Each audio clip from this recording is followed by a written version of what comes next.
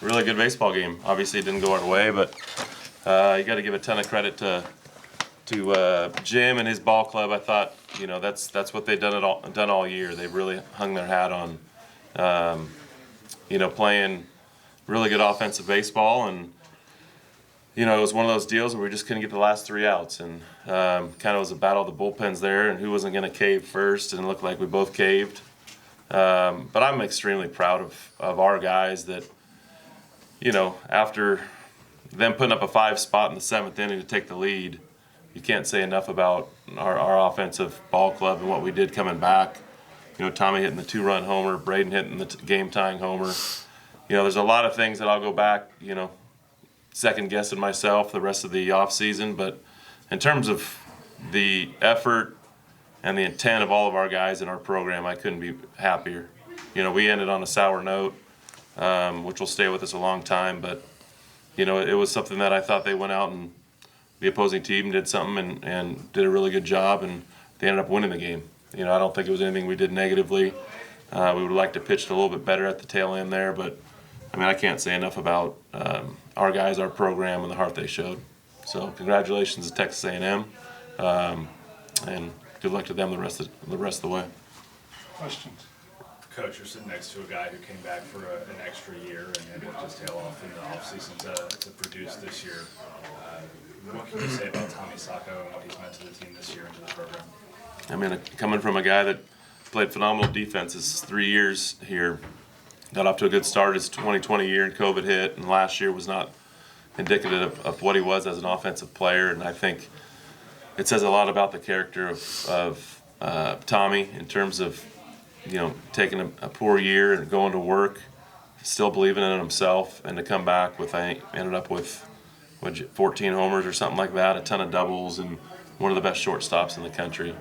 I think, moving forward, any Major League Baseball team that's looking for a guy that, has had some struggles but to come out on the other end, I think that's the name of the game in professional baseball, and he's going to get an opportunity to do that. It's easy when things are going good, but a lot of times teams are looking for, okay, when a guy isn't going well, how can he rebound? And you can't say enough about what Tommy did in terms of carrying this ball club the whole year.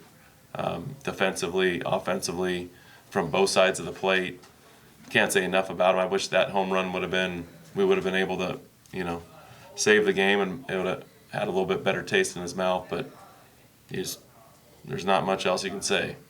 MVP of our team in terms of what he did all the way around. Tommy, what was the feeling like after they put that 5 spot up, and you guys come right back and put 4 up, and then take the lead? Did it feel like it was a classic game when you're in the middle of it, or you?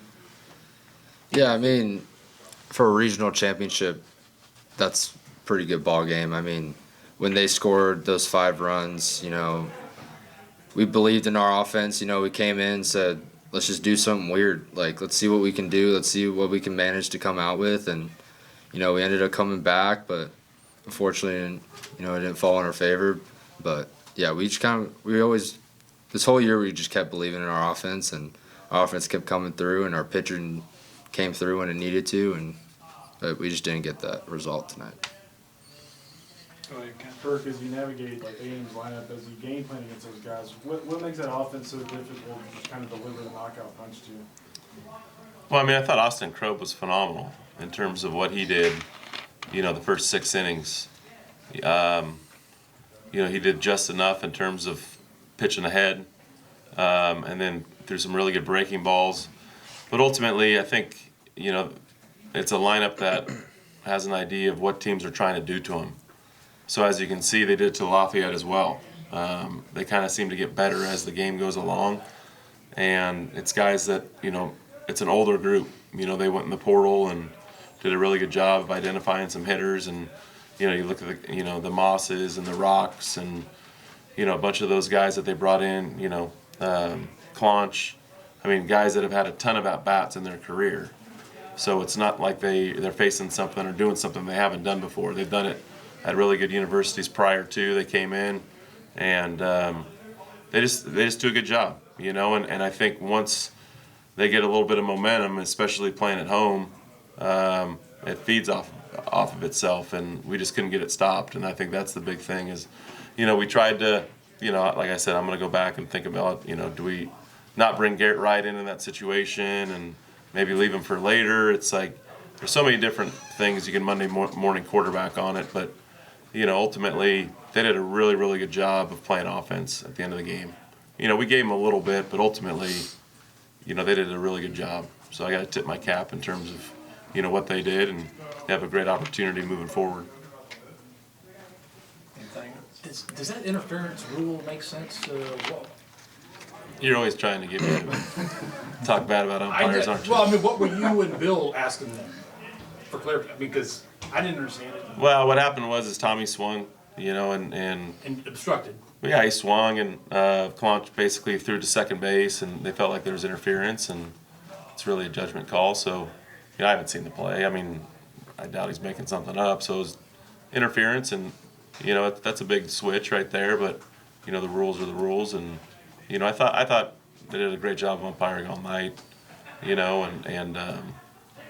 But yeah, the interference call, that's part of baseball.